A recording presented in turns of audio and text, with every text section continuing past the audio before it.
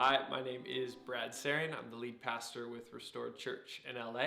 And as a family of churches, we have 6 values, and our number one value as a church is the gospel.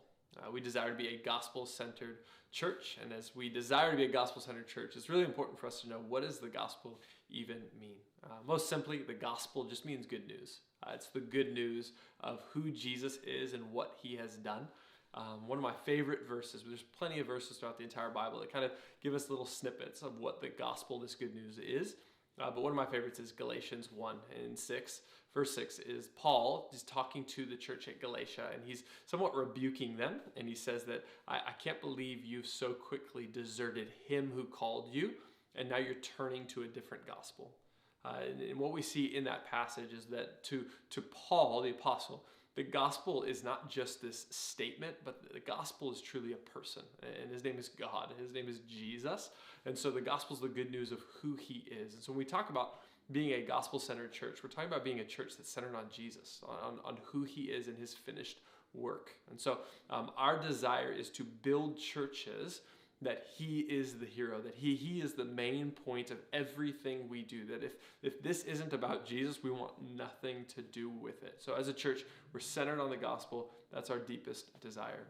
As a family of churches, we are passionate about keeping the gospel at the center of all of our churches, because we believe that if we're centered on Jesus and his finished work, it's going to prevent us from kind of drifting into a bunch of different errors that we are in our flesh tempted to move toward. And one of those errors is legalism. Legalism says that if I obey God, then God will probably love me. And the gospel says, no, he already loves you. He's proven that by giving us his own son while we were his enemies. So we don't have to walk into this area of trying to get God to love us. The gospel says, no, he already loves us. But it also prevents the other side of that error, which is licentiousness, which says, God probably already loves me, so I don't need to really obey.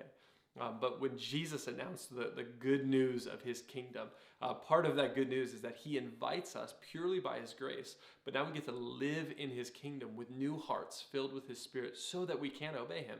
Obedience is important. It's not what saves us, but it's part of the fruit of indicating that we are genuinely saved and that we know him. So Titus 2 talks about this, that Jesus appeared saving us and sanctifying us. That the good news of the gospel both brings us into the kingdom and propels us into kingdom living. And so we want to be a church that's constantly aware of God's scandalous grace to us, that we never move on from the gospel, we never graduate into bigger and better things, but we move deeper into the truths that he is for us, he is with us, he's given his own life for us through the cross, he's risen from the dead, and now he's filled us with his spirit so that we can go out and tell others about this great news. Some of the evidences that we really look for as a church to make sure that we really are keeping this value of the gospel front and center is that we really care deeply about what our people are learning and what our people are excited about, what our people are speaking about. Jesus said that out of the overflow of the heart, the mouth speaks. And so it's really important for us as church leaders to go, what are our people speaking about? If they're most excited about the Sunday sermon or their gospel community or their work or whatever it is, then maybe we have begun to drift a little bit. But when our people are most excited about Jesus, when they can't get over the fact that they are loved by him, that they're living their life for him, we know that this value of the gospel is taking root in our people.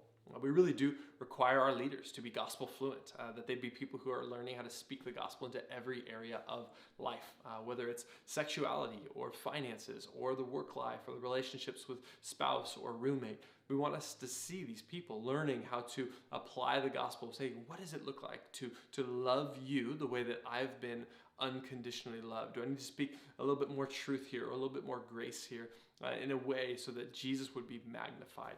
Another evidence that we love to see is both religious people and non-religious people getting saved. We can be certain that the gospel is front and center when we're seeing both religious people and non-religious people saved, because the gospel is for both. It really is the story of the prodigal sons, the rebellious and the religious, that both are far from God based on different reasons, but both need to hear about his unconditional, scandalous grace of what he's provided for us through his life, death, and resurrection. So when we are doing those things well, we're seeing fruit, we're seeing excitement and passion and worship for Jesus. We're staying in line with the gospel. As Paul talks to Peter in Galatians 2 about keeping in step with the gospel, that we would be a people who are constantly walking and seeing the good news of what Jesus has done for us really applied into every area of our lives. So as a church, as a family of churches, our continual prayer is that we would keep Jesus at the center. Paul, writing to Timothy in 2 Timothy, before he dies, he says to Timothy, remember Christ Jesus. And that's our prayer for our church, that we would remember him, that we never move on from him, we never think he's old news, but that we would be churches that remember Christ Jesus.